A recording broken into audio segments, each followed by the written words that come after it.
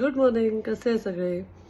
एकदा गौतम बुद्धांचं प्रवचन सुरू असतं आणि प्रवचनाच्या शेवटी ते असं जागो समय बीतता जा रहा है असं म्हणतात आणि प्रवचन संपवतात आणि आपल्या शिष्याला आनंदला म्हणतात, चल आपण इथे जवळच्या परिसरात फेरफटका मारू. तर फिरत असतात मंचावरून खाली उतरून.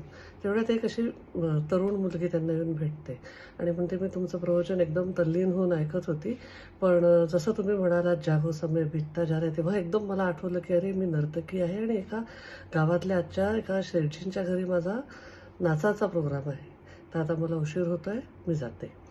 थोडा पुढे गेल्यावर त्यांना अजून एक माणूस भेटतो. तो म्हणतो, मी आता सांगायला तर नको, पण आता तुमच्यापासून काय लपवायचं, मी एक डाकू आहे आणि आज मला एका माझ्या प्रोजेक्टवर जायचं होतं आणि मी इतकं रंबमाण होऊन तुमचं प्रवचन ऐकत होतो. जसं तुम्ही म्हणालात जागो, तसं मला आठवलं की आज आपल्याला आपल्या मोहिमेवर निघायचं आहे. तर आता मला उशीर होतोय, मी निघतो. थोडा अजून पुढे गेल्यावर त्यांना एक असा थोडा सिनियर माणूस भेटतो, म्हातारा. तो म्हणतो की जेव्हा तुम्ही प्रवचनात बोललात जागो समय बीतता जा रहा है, तेव्हा मला आठवलं, अरे आपण एवढं आयुष्य आपलं घालवलं आणि आपण जगलोच नाही. आपण रामरगाड्यात, शर्यतमध्ये, कॉम्पिटिशनमध्ये, पैसा कमवण्यात, करिअर करण्यातच सगळा वेळ घालवला आणि आपण आपलं आयुष्यच जगलो नाही. आता इथून थोडं मिनिंगफुल जगायची वेळ आली आहे.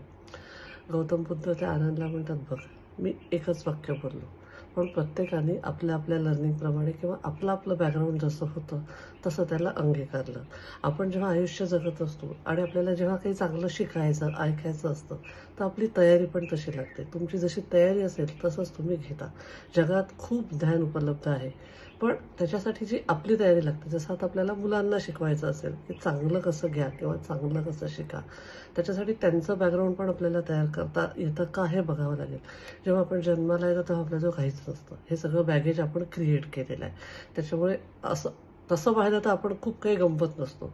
पण आपण जे सगळा आपल्या अवतीभोवती पसारा जमा केला आहे तो आपल्या चॉईसचा आहे. जर का तो आपल्या चॉईसचा नसेल तर तो बदलण्याचा पूर्ण राईट आपल्याला आहे. कारण आपला चॉईस होता. कसे लोक आपल्या अवतीभोवती राहतील आपण निवडले होते. कसे मित्र राहतील आपण निवडलं होतं. करिअर आपण निवडलं होतं. त्याच्यामुळे जे काय लर्निंग आहे आपलं, ते बॅकग्राऊंड किंवा बेस आपण जसा तयार केला तसंच राहणार आहे. जर का तुम्हाला फ्युचरमध्ये चेंज किंवा वेगळं काहीतरी हवं आहे किंवा आत्ताच्या ह्याच्यात तुम्ही कंप्लेंट करत असाल तर ते बदलण्याचा पूर्ण स्वातंत्र्य आणि पूर्ण मुभा तुम्हाला आहे. विचार करा. Stay blessed. I love you all.